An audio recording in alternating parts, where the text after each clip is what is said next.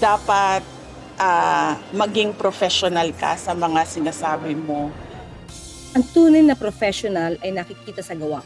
Tuloy ang palitan ng salita ni na Vice President Sara Duterte at Palace Press Officer Undersecretary Claire Castro sa isang ambush interview kahapon sa Davao City. Sinabi ng pangalawang Pangulo na dapat magpakita ng professionalism ang tagapagsalita ng Malacanang sa pagbibigay ng mga pahayag. Ulitin ko ha, si Claire Castro is a spokesperson of the President at the Office of the President, or hindi ko alam kung kaninong spokesperson siya.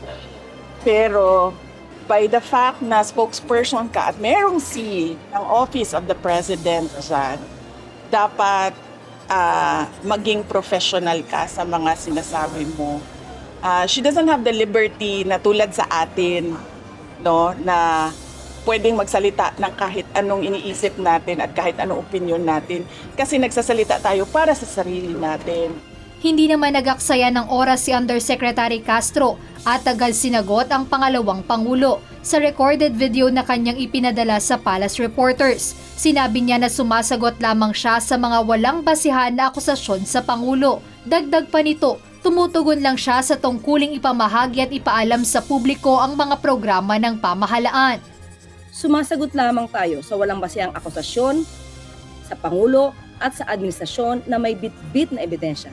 Pinuna rin niya ang umano'y pamimersonal ng Vice Presidente.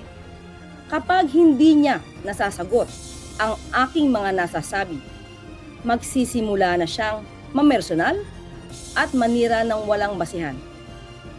Hindi iyan professional. Wala pang komentaryo si VP Sara sa bagong pahayag ni Yusek Castro. Jed Neresina, UNTV News and Rescue. Diyos ang aming sandigan, serbisyo publiko ang aming pinahahalagahan.